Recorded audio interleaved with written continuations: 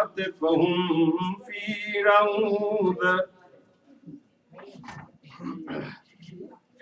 روضة يحبرون. وأما الذين كفروا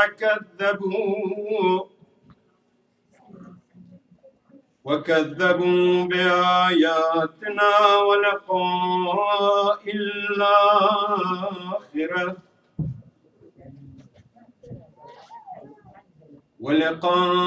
الآخرة فأولئك في العذاب محضرون.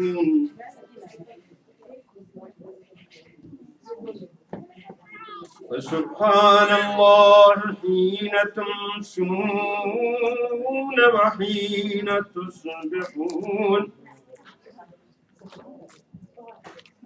وله الحمد في السماوات والأرض وعشيا وحين تظهرون.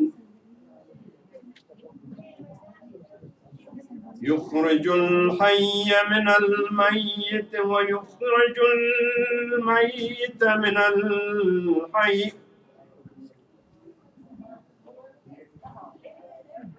الحي ويحيي الأرض بعد موتها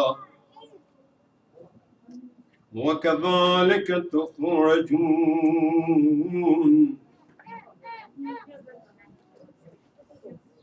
ومن آياته أن خلقكم من تراب ثم إذا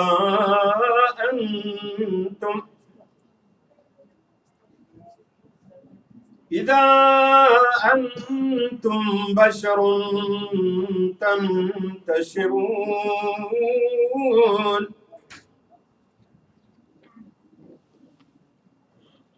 ومن آياته أن خلق لكم من أنفسكم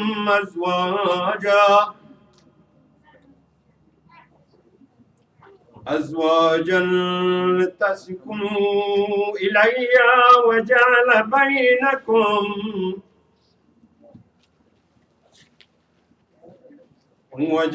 بينكم مودة ورحمة. إن في ذلك لآيات لقوم يتفكرون.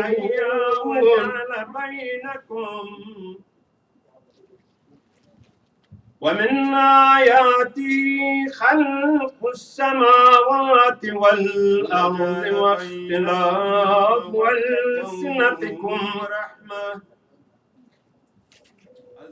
ألسنتكم وألوانكم. إن في ذلك لآيات للعالمين. ومن آياته منامكم بالليل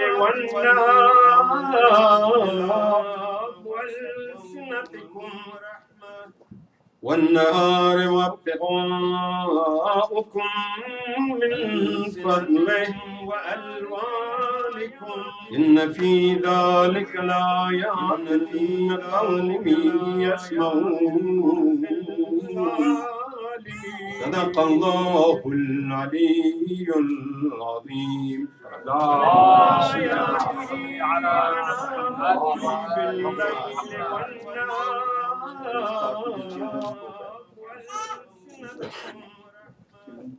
والنهار وابتغاؤكم من فضله وألوانكم.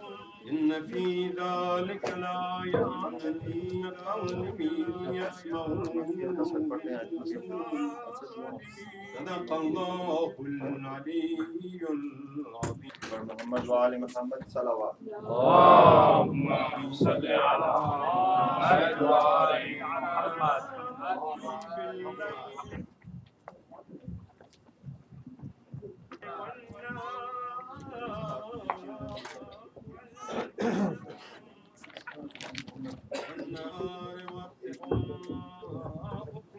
محمد وآل محمد. اللهم صل على على محمد وآل محمد.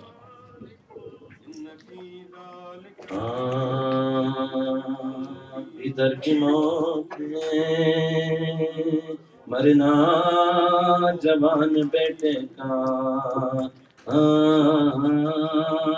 سفر جہاں سے کرنا جوان بیٹے کا، غضب خون میں بھرنا جوان بیٹے کا، ستم جی سے گزرنا ستم جی سے گزرنا جوان بیٹے کا، شباب تھا کہ شہ مشرقین سے چھوٹے، محب پیٹو کے اکبر محب پیٹو کے اکبر حسین سے پکارتے ہوئے دوڑے میرے شہید پسر، میرے جواں میرے محروم میرے شہید پسر، میرے حسین میرے یوسف میرے رشید پسر، قریب ہو گئے میدان سے، قریب ہو گئے میدان سے، سے گزرنا ادھر پہ آج نہیں واردات ہے بیٹا، خبر نہیں مجھے دن ہے، خبر نہیں مجھے دن ہے کہ رات ہے کہ رات پکاری دیوڑی سے بانو پسر ملا کے نہیں، بتاؤ مرہمیں زخم جگر ملا کے نہیں، ستم کے ابر میں میرا کمر ملا کے نہیں، علی کے لال و علی کو، علی کے لال و علی کو ملا کے نہیں، شتاب نام میرے منتوں کے پالے کو، تمہیں سے لوں گی میں اپنے مراد، تمہیں سے لوں گی میں اپنے مراد، صدا سنتے ہی سلطان بحر پر دوڑے، یہ درد دل تھا کہ آنے ہوئے جگر دوڑے، کبھی تو فوج پہ مانند شیر نر دوڑے، کبھی ادھر گئے روتے کبھی ادھر گئے روتے، کبھی ادھر گئے روتے، کبھی لوٹی ہوئی وہ کمائی بسر تلاش ملی، زمین پہ خون میں غطا، زمین پہ خون میں غطا پسر ملاش ملی، ملا کے نہیں، علی کے لال و علی کو، علی کے لال و علی کو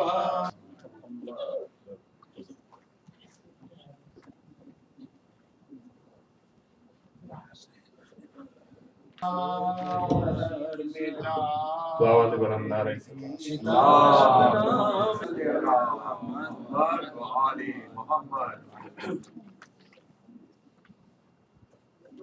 بانو کہاں تلا منتوں کے پالے اپنے مراد، جنگل میں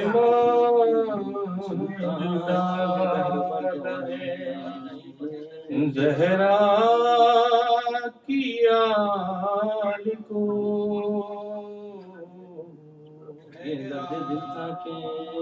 زینب کے ساتھ روتی ہے سب مل کے بیویاں،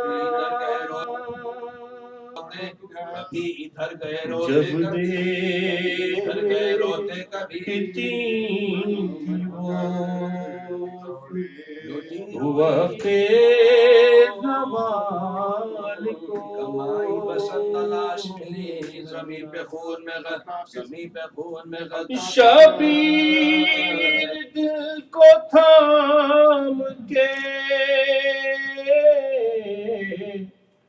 गश खा के गिर पड़े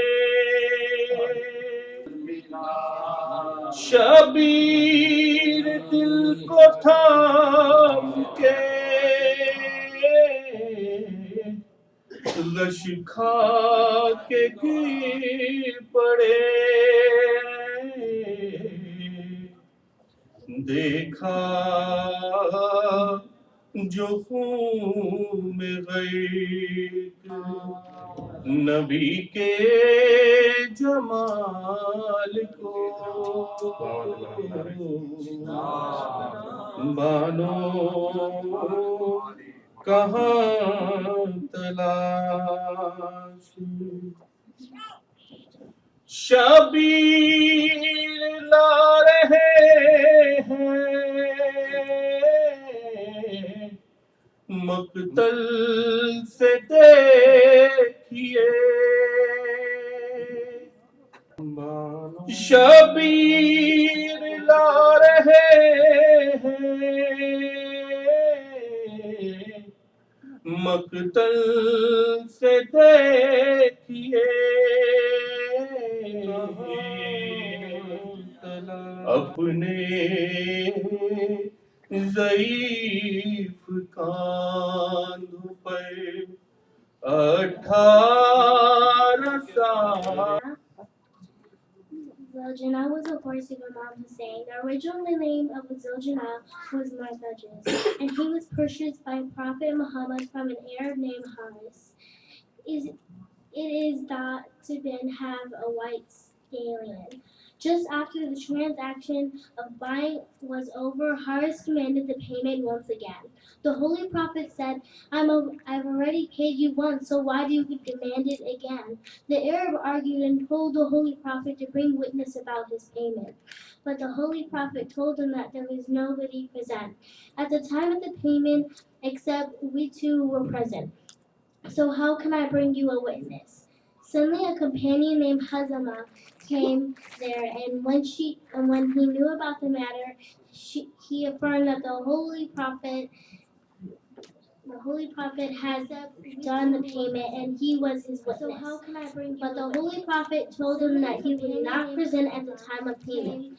So how do you confirm the matter? So he said, O Prophet, we confirm everything you said. Your prophethood, the descent of Gabriel, and the divine decrees all over things.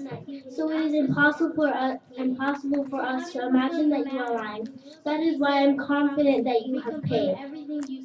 The Holy Prophet was pleased with the faithfulness of Hazama and said, O Hazama, from now onward, your one witness will be considered equal to two witnesses. From that time, Hazama was given the title of a man of double testimony. As this title was unique, and all people of Hijaz talked about it. Everybody knew that Zoljana is Prophet Muhammad's horse. When Imam Hussein was a mere child and learning to crawl, he used to go frequently to the stable of Zoljana and look at him. Once Prophet Muhammad saw his grandson was looking curiously at the horse as if some serious talk was taking place. So he asked Hussein if he wished to ride the horse. On being answered that he did, Prophet Muhammad ordered the horse saddled. When Imam Hussein approached the horse, however, the horse suddenly lowered itself to the ground to allow the boy to mount him. All those watching were pleased at the sight, except for one. Tears began to flow down Prophet Muhammad's cheeks. When asked why, on what should be happy occasion, he was weeping. Prophet Muhammad replied, You are not aware of what I foresee. A day will come when my grandson will not be able to keep himself in the saddle due to his extremely wounded condition. And this very horse will then dismount my grandson on the burning sand of the desert of Karbala.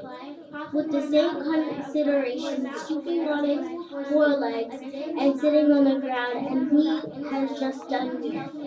Zoljana features prominently in the traditional retelling of the story of the Battle of Karbala. It was Zoljana that returned without his rider from the battlefield, and in this way I'm told that Imam Hussein alayhi salam had been martyred. In the picture that you are seeing, women of Imam Hussein camp are crying to see that Zoljana has returned without Imam Hussein. Zoljana has also been mentioned in many poems and marsias. Here is one. At the time of Hussein's last farewell, Sakina was busy talking to Zoljana, an important message she had with her. I know about your unbounded love for my father. Do you like me as well? Asked Hussein's little daughter. If you do, Zoljana, then I request I have to make. My father Hussein towards the battlefield do not take. Zoljana, you know none from the battlefield does ever return. My heart from the grave of Ali Ashkar yet does burn. Cannot live with my Baba, O Zoljana. Ask Allah to give strength to Miss Sakina. Salawat.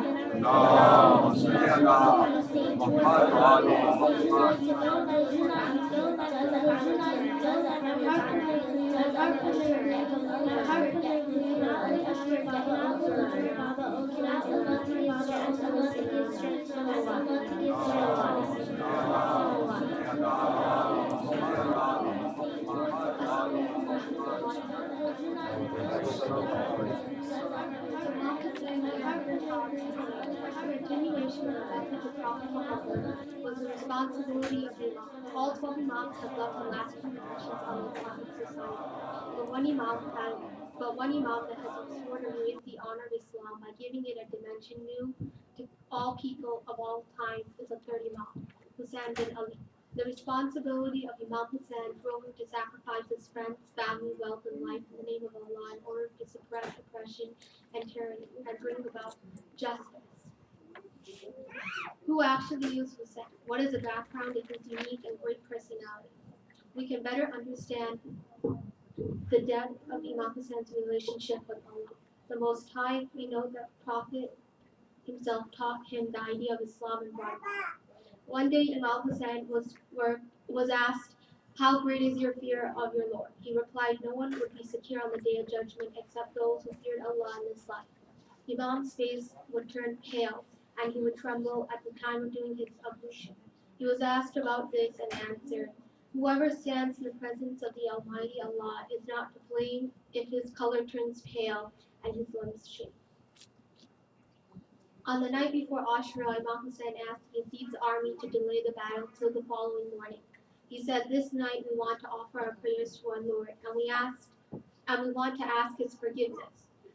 He knows that I love to offer my prayer to him, recite his book, and pray much, asking for his forgiveness." During the most critical hours of Ashura, he realized that it was midday and he had to perform his prayer. The Battle of Karbala was in full swing. He asked the enemy to stop fighting so as to let him and his followers offer their prayer. Once Imam Hussein was asked to describe his Lord whom he worshipped, Imam replied, "I can describe my Lord with the very words he used to describe himself. Never recognized by the five senses, never compared to man. Very close but not to the point of being touched. Very far but not so far that he can't be detected. He is one and can't be partial. Known by science, described by his attributes. There is no God but he the great, the exalted." Imam continued, "Some people serve Allah desiring his reward. It is a worship of virgins. Some people serve Allah out of fear. It is a worship of slaves. And some people serve Allah out of gratitude. This is the worship of the free. It is the best kind of worship." On his way to Karbala, he assessed the general situation and expressed his determination to the right. Imam said, "Do you not see that the truth is not followed and falsehood not discouraged? The faithful must certainly desire to meet his Lord righteously."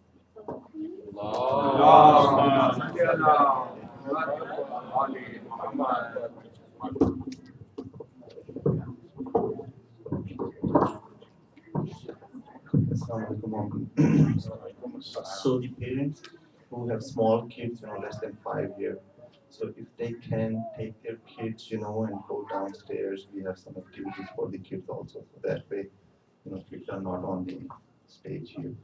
So mashallah, we will start our program with the topic, how to become a successful moment, so that we could join the army of Imam Hussain when he was here. So I'll ask Maulana to come to you, but in 3 of your salawat. اللهم صل على محمد وآل محمد. اللهم صل على محمد وآل محمد. اللهم صل على محمد وآل محمد.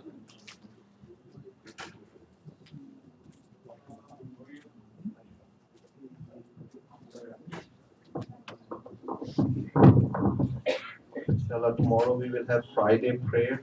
So Maulana will be here, and inshallah he will lead the prayer. So please make an effort to come.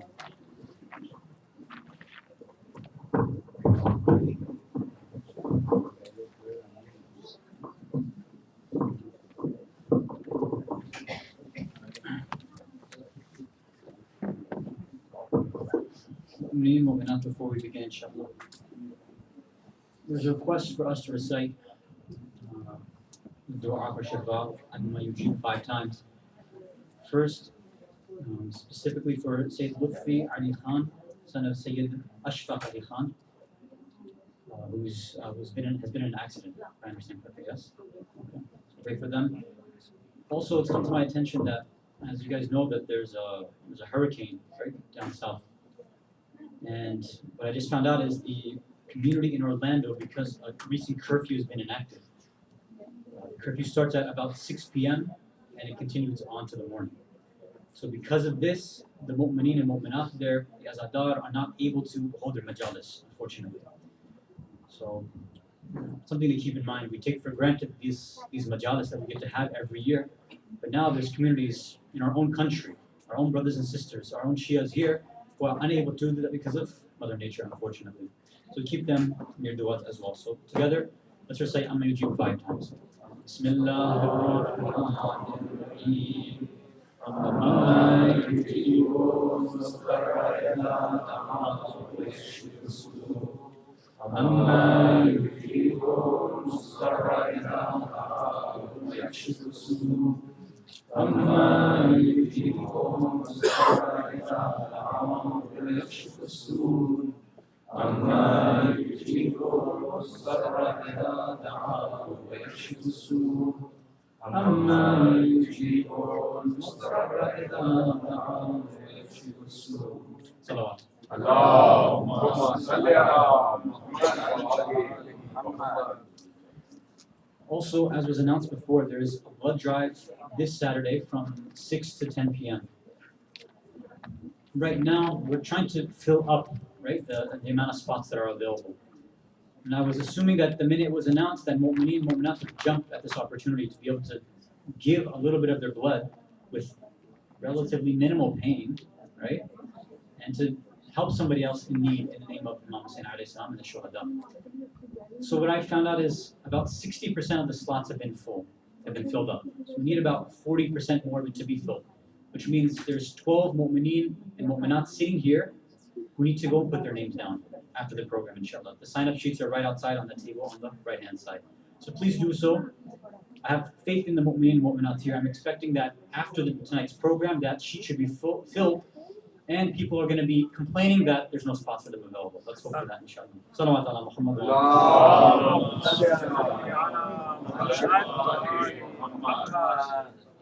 أعوذ بالله من الشيطان اللعين الرجيم. بسم الله الرحمن الرحيم. وبه نستعين. لا حول ولا قوة إلا بالله العلي العظيم. والحمد لله رب العالمين. والصلاة والسلام على أشرف الأنبياء والمرسلين خاتم النبيين شفيع المذنبين رحمة للعالمين سيدنا ومولانا أبي القاسم المصطفى محمد. اللهم صل على محمد وآل محمد. ثم الصلاة والسلام والتحية والإكرام على أهل البيت الطيبين الطاهرين المعصومين المظلومين، لا سيما بقية الله في الأرضين، روح وأرواح العالمين. للتراب مقدمه الفداء ولعنة الله على أعدائهم أجمعين من الأولين والآخرين إلى قيام يوم الدين أما بعد. For the hastening of the reappearance and zuhur of the Imam of the time, peace and allowed salawat ala Muhammad wa ala Muhammad. اللهم صل على محمد وآل محمد. Mu'mineen, mu'minat, brothers and sisters in Islam and Iman, Salamun alaikum jami'an wa rahmatullahi wa barakatuh. So our discussion topic, as Dr. Talib had said, was about how to become successful mu'mineen, to move past the basic level of Iman. We started first by talking about identity. What does it mean to be a Muslim and a mu'min? After that, we said we have an answer in the Quran about how to improve our level of Iman, to make it successful. We were looking at Surah Mu'minun, right? The first few ayat. We started with the first one. أعوذ بالله من الشيطان الرجيم. بسم الله الرحمن الرحيم. قد أفلح المؤمنون. The mu'mineen are definitely going to become successful when, and then the different characteristics and sifat are then mentioned. First one was الذين هم في صلاتهم خاشعون. The ones who are, when they're doing their namaz, when they're doing their salat, when they're doing their prayers, they're khashi', they have khushu', they have humility. And we discussed that yesterday. There was one question that came up that I'd like to address. One of the brothers here had asked, when we were talking about, I guess this was actually before the discussion on khushu', when we were continuing the discussion about success between this world and the next world, between material success versus spiritual success. One of the points we are raising is our outlook has to be immaterial. Our outlook has to be spiritual. Our outlook has to keep Allah in mind all the time. It has to be long-term thinking.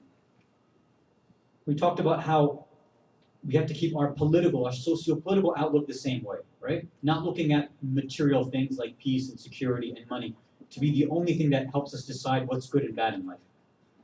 So within that discussion, we talked about, as an example, we mentioned what would we do if we were in the time, for example, of Imam Ali alayhi salam and Muawiyah, la'anatullah alayhi. We said that if we were looking for very materialistic things, some of us might have chosen to be, unfortunately, with Muawiyah because his government had order.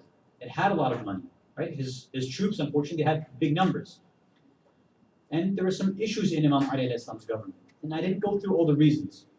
And I guess maybe because it's not something which is normally discussed. It's not necessarily a controversial thing, but I think because we have a certain picture of what a ma'asum government should be, when I mentioned that there were some issues in his government, I think at least a few of you probably were a bit confused.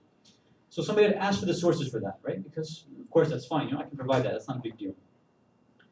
So the main evidence we have, there's a lot of different history books, but the main evidence, the clearest evidence you can find is in Nahj al-Balagha. If you look in this section, right, there's three different parts of it. There's the main part of the khutbahs, the sermons, then comes the letters, and then afterwards the short sayings, right? In this section of the letters, if you look there, many of those different letters are put and sent out to different officers in his army, or they're sent to different governors that he sent to different provinces, whether it was in Basra or Kufa, in Medina, Mecca. He had governors everywhere, right? So whenever they got in trouble or they were doing something wrong, he'd send a letter to them, and we have those letters in Nahj al-Balagha recorded. So I wanted to mention just a few of the names so you can keep them in mind, right? Since somebody was asking. So for example, there's one famous one, Ash'ath ibn al-Qais, a very famous person in history, and he's being addressed in letter number 5. So Ash'ath ibn al-Qais, for those who know their history, his daughter was the one who got married eventually to Imam Hassan alayhi salam, and is the one who poisoned the Imam. So his family is not the best family, unfortunately, and even from that time, he was a very corrupt individual, and the Imam addresses him and what he had done. Some other names, Ziyad ibn Abi. Ziyad is addressed in letter 20. I don't want to go through the details about what every single individual did, because the issues that were held in each of their posts were something different. Some of them, for example, would just attend a gathering where rich people were there. So they attend like a fancy banquet, right? So the Imam chastised them for that, saying that somebody who should have zuhud and humility shouldn't be attending gatherings like that, fancy rich person's banquet. They shouldn't be doing that kind of thing. Even some of his judges were taking money when they shouldn't have. For example, Qadi Shurayh ibn Harith, who was addressed in letter number 3. Abdullah ibn Abbas in letter number 40. Uthman ibn Hunayf in letter 45. Masqala ibn Ubayda in letter 43. And Munzir ibn Jarud in letter 71.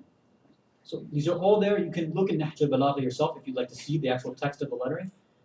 And in addition, if you want to see kind of more of a scholarly work about kind of the totality of Imam Ali alayhi salam's government, there's an interesting book by Ayatollah Muhammadi Shahi, may Allah protect him. He has written a book, I don't remember the title in Arabic or Farsi, it might just be Hukumat Imam Ali alayhi salam, but it's been translated in its entirety in English. And it's available for free on alislam.org. So you guys can check it out.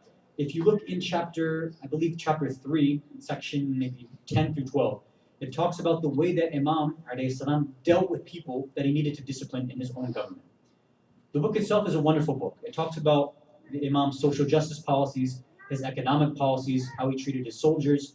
Basically, it's a whole kind of a summary of if we were to establish or what we expect from an Islamic government. A lot of things have been mentioned over there. So those who are interested, you can find it on alislam.org. Sallu ala Muhammad wa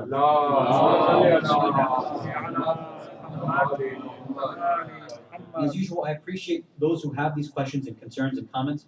I'm more than happy if you would like a reference or something, I can provide it if I have the tawfiq and Allah provides it. And any other questions that come to your mind. So I appreciate the brother who asked the question. Okay, so now to continue where we were left off. We were talking about how to achieve humility in prayer. We mentioned a few kind of preliminary points. The first was that Allah is saying, الَّذِينَ هُمْ فِي صَلَاتِهِمْ خَاشِعُونَ. He's already expecting us to have been doing salat beforehand. He's not saying those who are going to do iqamah salat and establishing prayers. He's saying if you're trying to be a successful mu'min, before that, if you were a regular mu'min or maybe even a regular Muslim, you should have already been praying. Maybe it was just the prayer of, like we said yesterday, the zombie or a robot. Now he's saying if you want to be a successful mu'min in that prayer, which you've already been doing and establishing, this is how you need to be. You need to be khashir. You need to be humble. Second discussion was, okay, what does it mean to be humble? Right? What does khushu actually mean? We talked about it's basically a state, an internal state that somebody has, which then manifests itself outwardly, right? In your actions, in your body. Starts with the heart and it comes out to your body. When you're in the presence of someone or something which is really great, which is really important, which is high and grand, right? And we gave examples like if you're in front of your boss, in a job interview, if you're in front of the CEO, if you're in front of your parents or grandparents, or let's say you came in front of those who have gone to Iraq or Iran, for example, when you're in the presence of an ayatollah, right? Everything about you, your demeanor changes, that kind of thing. Then we had mentioned, how do we change our spiritual to our physical? And we gave one example from the life of Rasulullah sallallahu alaihi wasallam. He said he had seen somebody who was playing with his beard during prayer. He said this is a person who doesn't have khushu in their heart. If he had any humility, he wouldn't be messing around like that in prayer. That's one clue for us. The second thing that we mentioned was the way that the Prophet himself changed his behavior after this ayat came down to him. That before he used to look up in prayer once in a while. After this ayat came down, he never looked up again. He would always look down. And this again we'll mention in a bit. Okay, so now with the kind of preliminaries out of the way, we step into the next part of the discussion is, okay, how do we actually now enact this? How do we become humble? What are some practical steps that all of us can do starting right now? Okay. The first thing we mentioned yesterday was we have to know Allah. You have to recognize Allah. You have to have some level of ma'rifah. And according to Imam, you have to have yaqeen. And we recall the lecture we had 3 years ago, from Muslim to Mu'min. These characteristics, these proofs of Allah, we have to know them. If you have any doubts, it's going to be very tough for us to have that humility. If you don't believe Allah is actually there, it doesn't make sense for you to be humble in front of Him, right? It's not going to work. We said, one of our scholars said, as-salat biduni yaqeen laysat bishay. It's like you're not doing anything at all. You know what? You're just moving up and down, uttering random words, like a little bit of exercise. That's it. And Imam Ali alayhi salam had actually said that prayer with yaqeen, sleeping with yaqeen towards Allah is better than praying when you're in doubt about Allah. This is how much value yaqeen has in the deen. So that was step one. Step two, which we mentioned, which we didn't explain, is, okay, firstly we said, know Allah. The second is what? Is know thyself. You have to know yourself. Now what does that mean? As we had mentioned the first 2 nights, we talked about our true identity. What does that really mean? We talked about this idea of a clash of cultures that sometimes can occur while we're here, right? This kind of Western or American culture versus what we should ideally have as an Islamic ideology or culture. Sometimes it clashes, and again, sometimes it doesn't. One of these clashes can happen when this discussion happens about rights. What do we mean? Again, remember the topic right now, we're talking about knowing yourself, right? a lot of the times it becomes something very simple for individuals to say in the society is, I know my rights. I have my rights. I have the right to say what I want. It's a free country. It's my body. It's my life, etc., right? We love to claim property and ownership about different things, right? If it's not your body, it's your own mind. It's my car. It's my house. Everything we start to associate and connect back to ourselves. Whereas a Muslim, better yet, a mu'min, better yet, a successful mu'min would say, I have absolutely nothing. See the difference? Somebody who's been absorbed in the wrong culture, in the wrong idea, will claim rights and claim that they own these types of things. My right to freedom of speech, my right to say what I want, my right to think how I want, my right to control my body and do whatever I want with it. Whereas a Muslim says, I have absolutely nothing, everything is from Allah. There's a big difference in the way that we think. Now, of course, as a side point, obviously, so we're not confused, when your right is taken, right, there's a concept of justice in Islam, obviously. Yes, we go after our rights. But we realize internally, right, in our minds and our hearts, that this right has been granted by Allah. It's not something that I'm going after. Allah has given me the ijazah and permission to go after this, right, to keep that in mind. And of course, it's a very simple point. If you want to say, okay, it's my mind, my body, I can do whatever I want. Okay, that's fine. You can say that and claim that and act like that if you created your own body. If you haven't, then where'd you get it from? Who gave it to you? What right do you have to that body?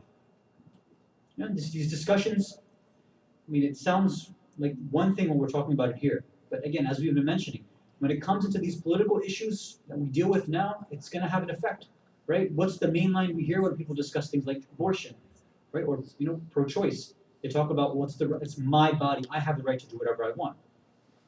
Now, we can either get into that argument of, okay, is abortion good or bad? That's one thing. Or we can take a step back and say, okay, you might have that opinion about it's your body, but did you make that body yourself? Is it really your body? Whereas you didn't create it. We believe as Muslims that no, our body came from something else. We're just leasing it. We're renting it, right? Just like you rent a car. We're renting this body here, and we're going to have to give it back. Well, we don't really give it back. It gets buried, and then the worms eat it up. But we give it back to nature, basically. It's not ours to keep. So what right do we have to make decisions about it? That's why in every point we go back, okay, small things to big things. Okay, abortion's a pretty big issue, but something small. Okay, should I get my ears pierced? Should I get a tattoo? Now we can say, well, it's my right, it's my body. Or you can say, hold on, what does the Sharia say on it? Would Allah actually be pleased with this or not? If the Imam at the time saw me with, for example, piercings or a tattoo, would he be okay with that or not? These are questions that a Muslim, a mu'min, a successful mu'min would ask. Not simply, do I have the right in this country, right? It's something deeper than that. It's something more philosophical. Sallu ala Muhammad wa ala Muhammad.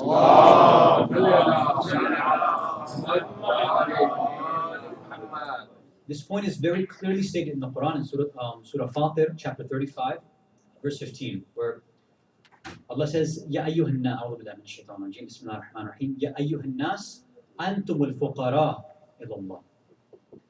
He's not saying, hey Muslims, hey mu'min, hey Shia. He's saying, Ya ayyuhan nas, I'm talking to you human beings, all of you.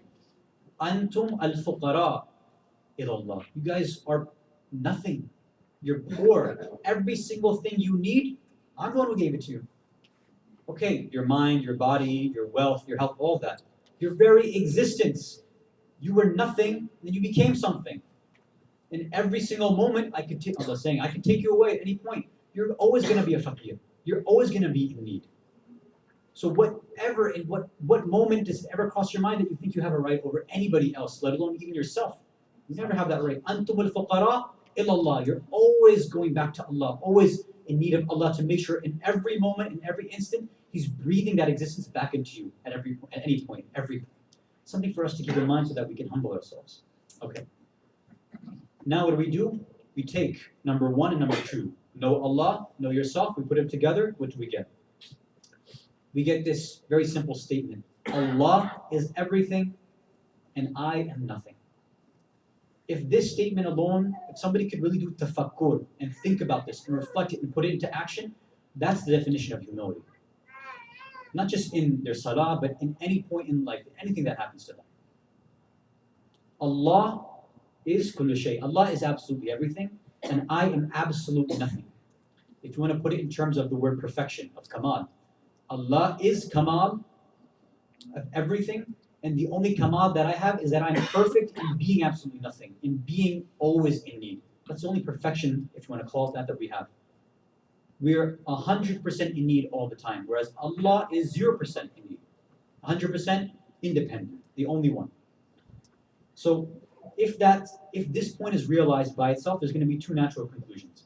Number one, and again, this is outside of the point of salah. This is humility in general now. How often do we end up judging others? Right? We look at somebody else's actions. Okay, maybe this individual doesn't observe proper hijab, right? So for the brother, maybe they're not keeping a beard. The sister, their hijab is not proper. And then what happens? We get this shaitani whisper in our mind. Oh yeah, I'm better than them because I keep a beard or I observe hijab. What gives us that right? Do we know that person's situation? Do we know what they've been through? Do we know if they have an excuse?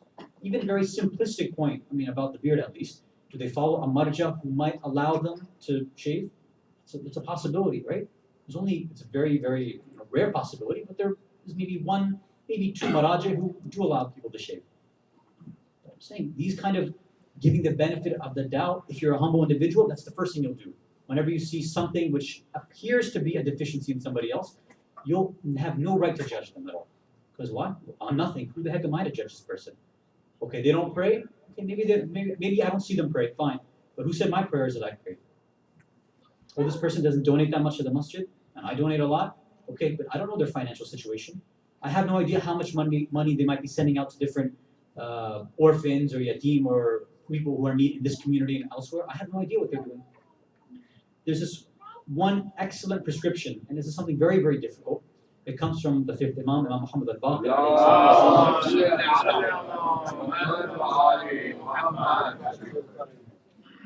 So it's in a list of he's giving 10 different qualities of somebody who wants to be a true abd, a true slave, a true servant of Allah.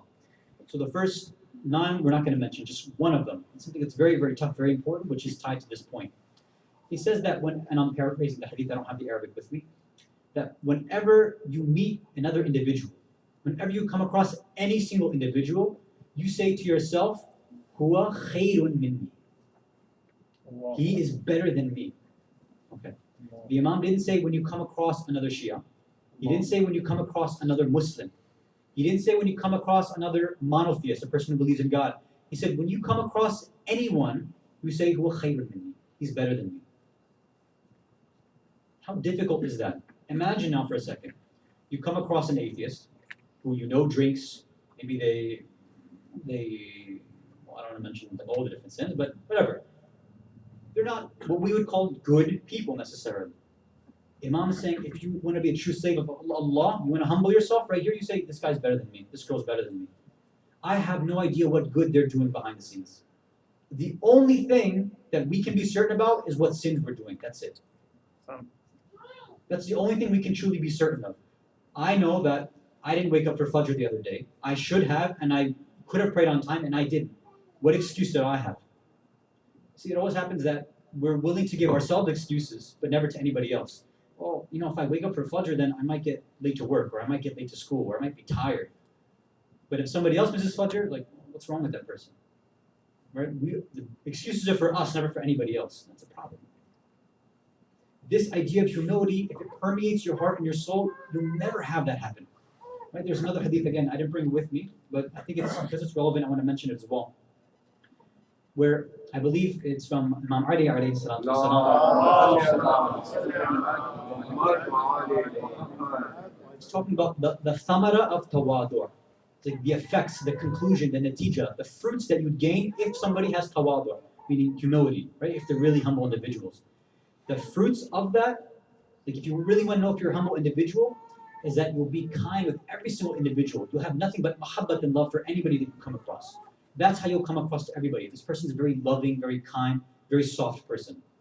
And he says that the thamara, for somebody who has kibr, who has pride and arrogance and who's harsh, is that they're just insulting, they're harsh, they're abusive all the time.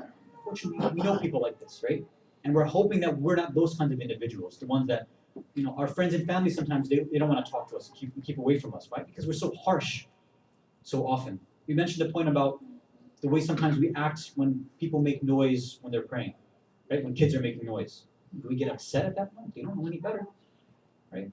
little by little, we let them know what the status, what the maqam of prayer is, and then when they watch us with concentration, being kind after we're done with prayer, hanging out with them, talking to them, then they see, okay, this is what prayer is, maybe I shouldn't make so much noise afterwards. You let them naturally make that conclusion. That's step 1 and 2 done. Know Allah, know yourself. Step 3 now, what are some practical, actual physical actions that we can start doing right away? Sallu ala Muhammad.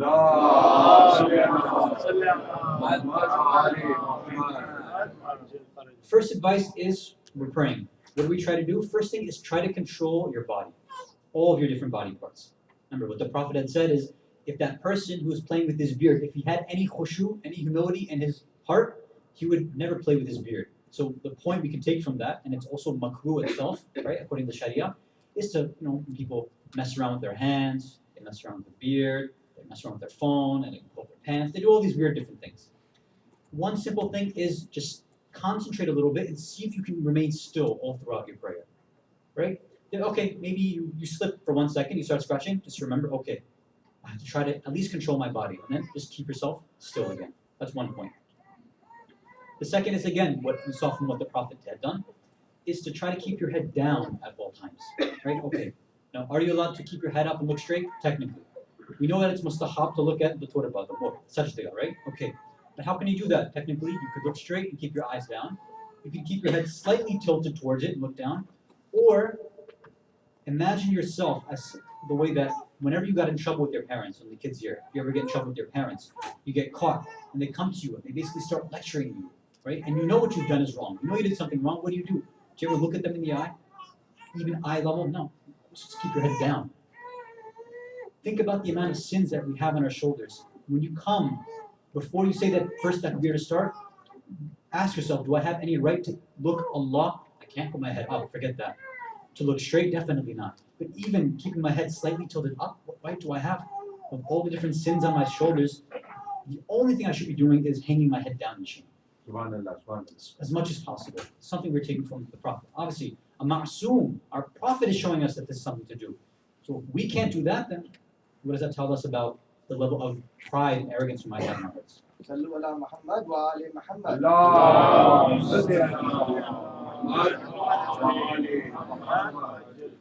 In addition to that, another thing we keep in mind, besides our sins, is that at any point, like we said, Allah is the one keeping us in existence, giving us life at every single moment. He can take it away at any point. Yet, 5 times a day, or 3 times a day, depending on how you pray, He's giving us a chance that, you know what, you can come and talk to me, it's fine. Now you imagine any other person in your life, whether it's a parent, whether it's a boss, whether it's a classmate, professor, anyone else, teacher, that you're supposed to follow a certain set of rules. If you had broken the same rules over and over and over again, which one of us would ever allow that person to come and talk to us again? Right? Simple things sometimes happen to us. Somebody, whatever, disobeys us, or they're a little rude to us, like, oh, I'm not talking to them. I've heard such weird things in community sometimes. Oh, my brother owes me $500. I'm not talking to him anymore. $500? You're not talking to your brother anymore? This is how cheap Salatul Rahim is? $500? Whatever the amount happens to be. What reason do you have to cut off relationship with your brother? Allah is saying, He's giving us a lesson here. You can sin and sin and sin. It doesn't matter. You can keep coming to me and talking to me. And keep doing tawbah. Keep doing istighfar. I'm going to be here every time. I still want you to come 3 times, 5 times a day. Put your head down. Say istighfar. I'm here. I'll wipe these sins away from you. Something for us to keep in mind as well. So that's controlling our bodies. What else? Now the tougher one is controlling our thoughts. Something very, very difficult. Now, how are you going to control your thoughts when you're praying? Well, first is you have to know what you're saying, right?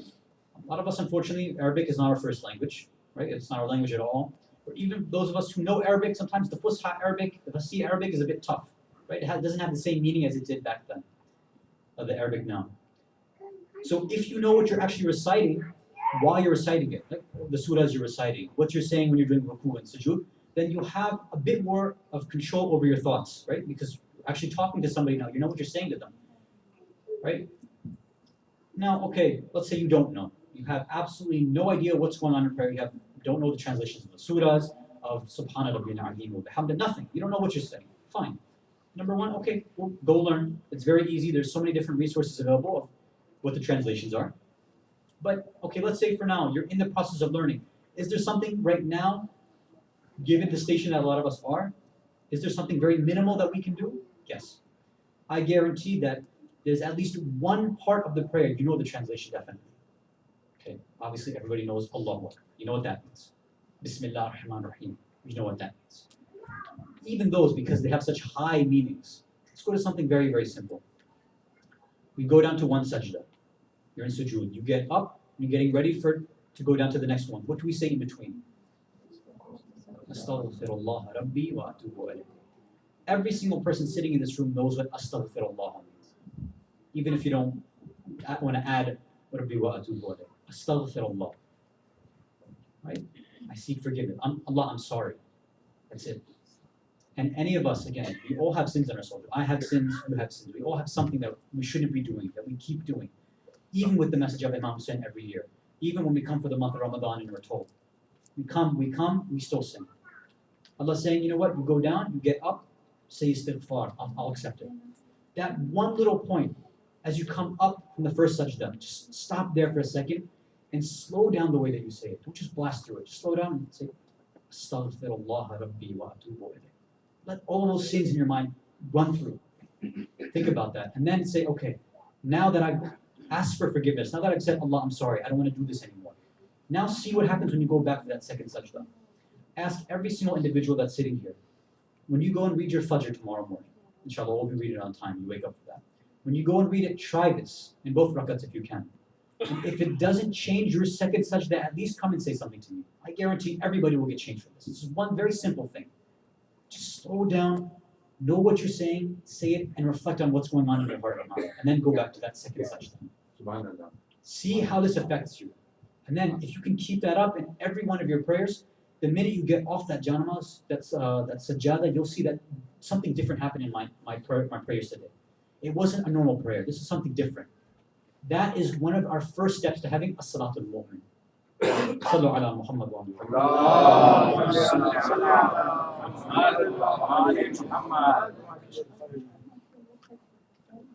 Now some of you might say, okay, you know, I try to focus, I try to keep my mind focused on what I'm saying, I try to do this, and maybe I know like the translation of Surah Fatiha or whatever, but you know, obviously what happens sometimes is we lose our focus, we lose concentration. It happens. And it's okay, it's normal. Some of our, not just ulama, but our urafa, right, those who are into irfan and spirituality, they say that it can take upwards of one of our urafa said it took him 25 years to learn how to control his thoughts. This is an arif, right? This is not somebody like normal like you and I.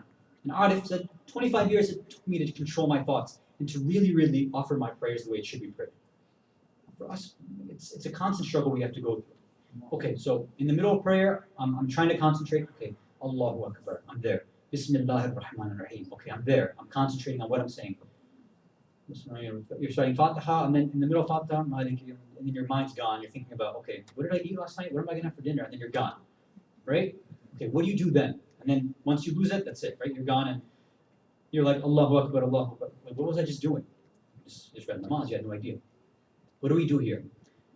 We have an advice from Ayatollah Khamenei, may Allah protect him. He says that first, remember it's natural. Don't get upset.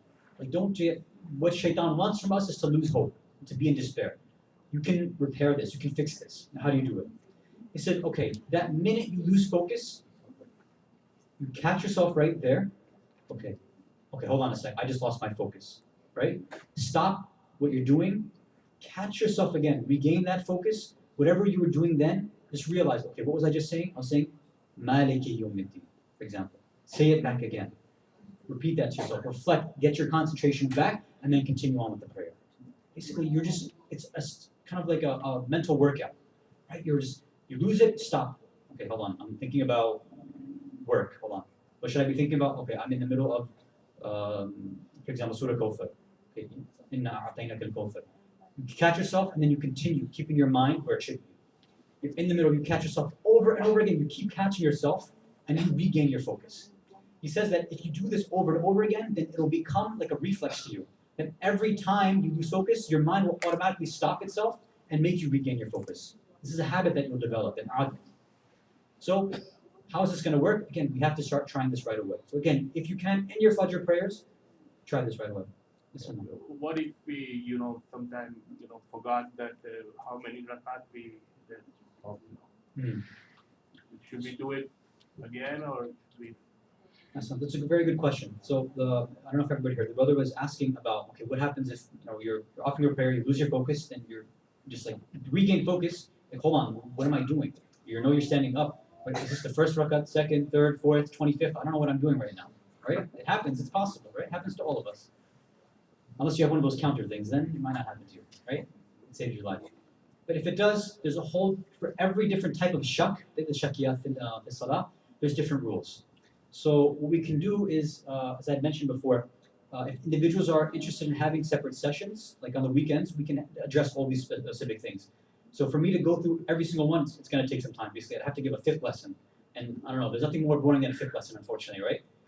And sometimes philosophy is more boring for some of you, but fiqh, I don't know, I've never been able to enjoy fiqh. That's just kind of the way I am.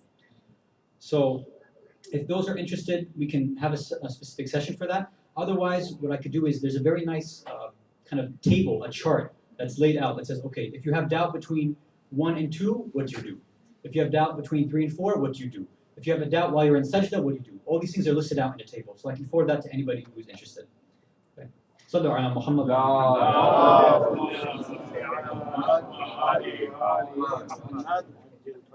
So I apologize, I was actually supposed to start the next topic today. Unfortunately, we didn't get to do that. There's a lot of other points that I wanted to mention, but I think I'll have to leave that. So, inshallah, what we finish today is our discussion on khushu and having humility in prayer. What we'll start then, we finish this second ayah. Now we'll move on to the third ayah, which is وَالَّذِينَ هُمْ عَنِ اللَّغْوِ مُعْرِضُونَ. Those who keep away, neglect, run away and move away from love. What is love? What things which are vain? What does that mean? Inshallah, that's what we'll be discussing tomorrow night. Sallu ala Muhammad wa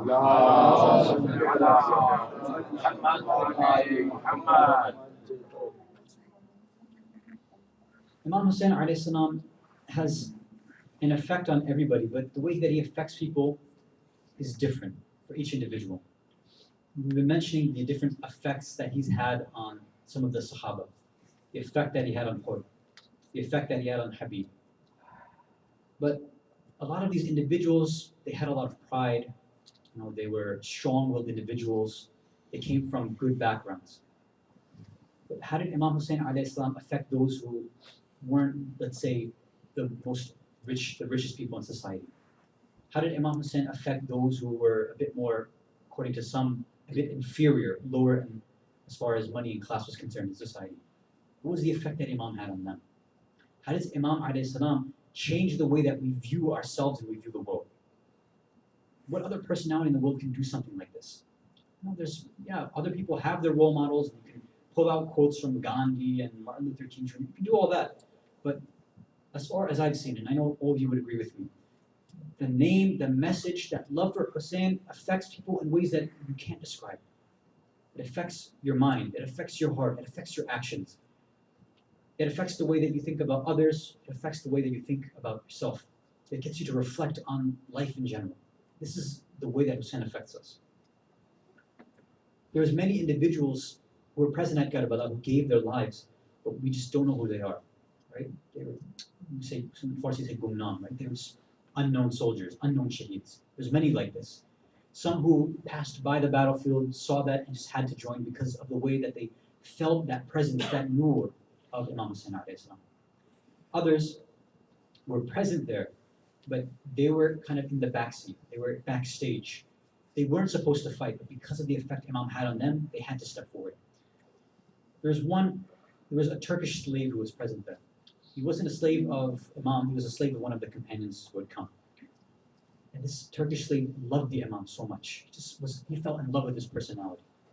But he had an inferiority complex, meaning when he saw people like Zuhair ibn Qaym, he saw Habib, he saw Abbas, he saw Ali al-Akbar, he saw Qasim, he saw all these towering, strong, brave individuals, these soldiers, people from Bani Hashim. He thought to himself, who am I? What am I doing here? I'm just a lowly slave, I'm nothing. I don't even deserve to look at Hussein. Who am I? I don't deserve to talk to him. Whenever they had Majalis, whenever Imam would address all the different ashab there, this Turkish slave would sneak to the back and say, I don't want to move closer to Hussein because he might get upset. Let me sit at the back just so I can look at my Mawla Hussein. This is the love that he had for Imam. On Ashura, one by one, as the different soldiers, the ashab, everybody went out. This slave, this Turkish slave, thought to himself, he said, what am I supposed to do with this love of Hussein? Everyone else who's in love with Hussein is going out and they're giving their lives. If I don't do the same thing, can I really call myself a lover, a muhib of Hussein? No. So he grabbed himself a weapon and he ran out. He said, my job, my love requires me to protect Hussein at all costs. I can't let any harm come to Hussein. So as he steps out into the battlefield, he starts fighting valiantly. Again, a slave who didn't need to fight, who wasn't ordered to fight. He goes out and he starts killing soldiers one by one. At every point he would stop. He would turn around and is like, is my Mawla safe? Is he being protected? When he saw that Hussein was still safe, he would then step forward to the next line. He would strike down more soldiers. And when he struck them down, he would turn around and said, is Hussein safe still? He is safe, let me go forward. Again, he'd go forward, strike more and more soldiers down. Every time turning around, is Mawla Hussein safe? This is the only thing that kept him going. Finally, when the battle became too much and he was struck down, he fell on the battlefield. He was lying there on the hot sands of Karbala. He looked around and he noticed when everybody else had fallen down, what they did is they turned their heads towards the tents, towards Hussein, and said with a loud voice, Assalamu alayka ya Aba Abdullah, alayka minni akhir salam. It's like, but that was Abbas, that was Hur, that was Habib. What right do I have to send salam to Hussein like that? He said, I'm no one, I'm just a lowly little slave. So this Turkish slave whose name we don't know, he lowered his voice and he whispered to himself, Assalamu alayka ya Aba, so that Hussein wouldn't hear. He then closed his eyes. He said, now I'll shut my eyes, I'll lay on this hot sand of Karbala, and I'll wait for Malik al-Maut, the angel of death, to come and take me. And after a few seconds, he felt this coolness come over him. He said, this is the angel of death coming to take my soul away. When he opened his eyes, he saw Imam Hussein alayhi salam was hugging. He was on top of him. Imam Hussein was there with him. He said, Mawla, what are you doing here? Why did you come to me? Hussein responds to him. He said, he's like, oh, Turkish slave. He gave him by his name, obviously. He said, oh, do you know who I am? He said, when somebody sends their salam to me, how can I not come and answer them? How can I not come to them? How can I not come and say salam to you? This was one. Another famous slave, John. This was Imam Hussein alayhi salam's slave. His ma'rifat was at a different level. When he asked for permission from Imam said, no, I can't let you go out. This was Imam's adat. This was his tariqah. He would always say no at the beginning. Then John, he turns to Imam and is like, Ya Mawla, is it because my skin is black? Is that why I can't go out? Imam, is it because a bad smell comes from my body? Is that why I can't go out? Ya Mawla, is it because I don't come from a famous, reputable family? Is that why I can't fight for you? Oh, John, don't talk to our Hussein like this. Do you know he's the grandson of Rahmatan lil Alameen? Don't talk to Hussein like this. Do you know how nazuk Hussein's dil is? Do you know how sensitive his heart is? You can't say this to Hussein. Hussein gives him permission, but when he goes out, he makes a dua for him. He says, Ya Allah, make this the most beautiful smelling body until the day of judgment. This is my friend. John goes out, he fights valiantly. When he falls down, he sends his salam to his Imam. When the angel of death comes and he's ready to pick him up, Imam Hussein runs out. He grabs the body of John himself. He turns to the angel and he says, Ya Malik al-Maut, I have a message for you. I have a special gift for you. Take this body as a gift for my mother Fatima. This is my tawfa that I offer to you. ألا لعنة الله على القوم الظالمين وسيعلم الذين ظلموا أي منقلب ينقلبون إنا لله وإنا إليه راجعون بذنب قضائه وتسليما لأمره. Ya Allah, we ask you by the right of Muhammad and Muhammad to forgive all mu'mineen, mu'minat, muslimin, muslimat. Ya Allah, we ask you by the right of all the shuhada of Karbala, especially those whose names have not been recorded in history, whose darajah and maqam is only known to you. We ask you by the right of the slaves who had given their lives like John, like this Turkish slave, and all the others, those who even given their status gave everything for the cause of Islam, for the love of the Hussein. We ask you, given the different statuses that we have, given all the money and the power, whatever we have in this life, to help us humble ourselves and give everything for the cause of Islam.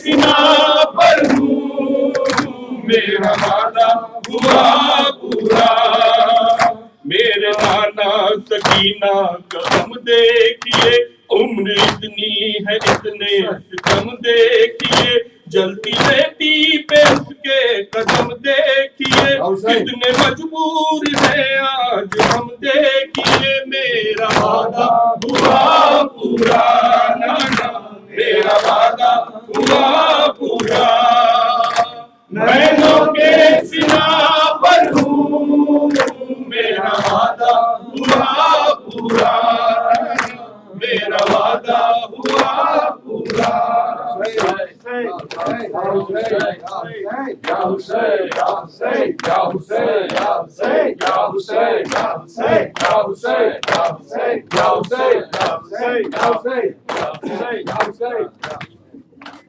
صبر و قرار من بازا بران در جان، بازا که میمیرم سوزم از هجران. میدانم میروی و داغ عزیزان داری، داغ عباس جوان داغی ارجان داری. میدانم میروی و شور خدایی در سر، رسم آزادگی و منطق قرآن داری. ولی چو این سفر حسین خون کنی گذر حسین، برای آخرین ودا من نما نظر حسین. صبر و قرار من بازا برادر جان، بازا که میمیرم سوزم از هجران. میدانم میروی و داغ عزیزان داری، داغ عباس جوان داغی ارجان داری. میدانم میروی و شور خدایی در سر، رسم آزادگی و منطق قرآن داری. وقت جدایی شد تنها پناه من، از رفتن از روزت عالم ز آه من. آتش تشنگی و داغ و غم تنهایی، بوی عشق تو عجب از مصطفی دارد. میدانم میروی و با سر تو هم سفرم، سر به محفل زنم و از تو کنم دلداری. درد من و هوای من همراه با وفای من، بی تو چگونه سر کند این دل مبتلای من. صبر و قرار من بازا برادر جان، بازا که میمیرم سوزم از هجران. میدانم میروی و داغ عزیزان داری، داغ عباس جوان داغی ارجان داری. میدانم میروی و شور خدایی در سر، قصد آزادگی و منطق قرآن داری. تنهایی ای جانا مردان جان دادی، داده این خون راه آزادی. میدانی میروم و راه تو را میپویم، گرد غم از رخ تو دست سفر میشویم. کاخ بیداد و ستم یک سر ویران سازم، همه جا از تو و از غربت تو میگویم. غریب نی بابا حسین، شهید سر خدا حسین، تو جفا به هنجرت دشت جوار بنا حسین. صبر و قرار من بازا برادر جان، بازا که میمیرم سوزم از هجران. میدانم میروی و داغ عزیزان داری، داغ عباس جوان داغی ارجان داری. میدانم میروی و نور خدا این در سر قصد آزادگی و منطق قرآن داری قصد آزادگی و منطق قرآن داری Ya Hussein, Ya Hussein, Ya Hussein, Ya Hussein, Ya Hussein, Ya Hussein, Ya Hussein, Ya Hussein, Ya Hussein, Ya Hussein, Ya Hussein, Ya Hussein, Ya Hussein, Ya Hussein, Ya Hussein, Ya Hussein. النوح يا زهرة على منهوت نوحي النوح يا زهرة على منهوت نوحي نوحك على المسموم لو نوحك على حسين نوحك على المسموم لو نوحك على حسين النوح يا زهرة على منهوت نوحي النوح يا زهرة على منهوت نوحي نوحك على المسموم لو نوحك على حسين نوحك على المسموم لو نوحك على حسين حنت ونادت والدمع عن خدي بالي إن تسألون يا خلقي كلهم ولادي Ya Hussein. إن تسألون يا خلقي كلهم ولادي لكن مصاب حسين ظل ماضي بفادي كل العزاء والنوح والصيحة على حسين النوح يا زهرة على منهوت نوحي النوح يا زهرة على منهوت نوحي نوحك على المسموم لو نوحك على حسين نوحك على المسموم لو نوحك على حسين أبكي على أولادي في نوم السيف والسم وابكي على أبوهم قاتل ابن ملجم Ya Ali. إن شان بالله تسأل من هو أعظم كل المصايب هونتها مصيبة حسين النوح يا زهرة على منهوت نوحي نوح يا زهرة على منهوت نوحي نوحك على المسموم لو نوحك على حسين نوحك على المسموم لو نوحك على حسين أبكي على أولادي ذبايح يوم عاشور وانا نصبت العزاء لهم وصلت البور ونصير بالعلي بطار بالباب مكسور كل العزاء والنوح والصيحة على حسين النوح يا زهرة على منهوت نوحي النوح يا زهرة على منهوت نوحي نوحك على المسموم لو نوحك على حسين نوحك على المسموم لو نوحك على حسين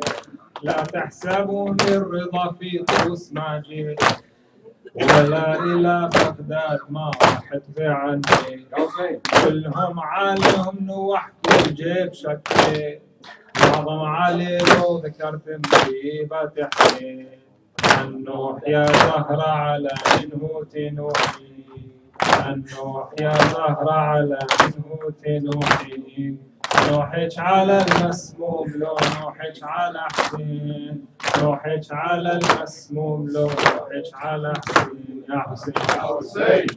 الله جل الله جل الله جل الله جل الله جل الله جل الله جل الله جل الله جل الله جل الله جل आदमी की यही है दुआ इस्तिग़ासा करो सब सदा मातमी की यही है दुआ इस्तिग़ासा करो सब सदा आए मौला इमामे ज़मान अल्लाह जल अल्लाह जल अल्लाह जल अल्लाह जल अल्लाह जल अल्लाह जल अल्लाह जल अल्लाह जल नौजवान करते हैं इल्तिजा हमको अकबर का सेहरा दिखा नौजवान करते हैं इल्तिजा हमको अकबर का सेहरा दिखा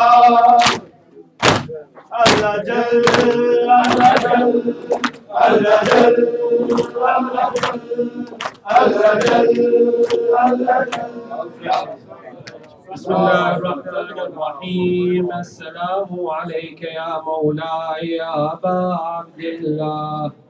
السلام عليك وعلى الأرواح التي حلت بفنائك وناخت برحلك. عليك مني سلام الله أبدا ما بقيت وبقي الليل والنهار. لا جعله الله آخر العهد مني لزيارتكم. السلام على الحسين وعلى علي بن الحسين وعلى أولاد الحسين وعلى أصحاب الحسين. السلام عليك يا مولاي يا غريب الغرباء ويا معين الضعفاء والفقراء. السلطان أبا الحسن علي بن موسى الرضا، كن شفيعنا وشفيع والدينا في يوم الجزاء. السلام عليك يا مولاي يا صاحب الزمان. الأمان الأمان الأمان من فتنة الزمان. السلام عليك يا شريك القرآن يا قاطع البرهان يا إمام الإنس والجان ويا خليفة الرحمن. عجل الله تعالى فرجك وسهل مخرجك وجعلنا من أنصارك وأعوانك. والسلام عليك وعلى آبائك الطيبين الطاهرين وعلى أمك فاطمة الزهراء سيدة نساء العالمين. والسلام عليكم جميعا ورحمة الله وبركاته.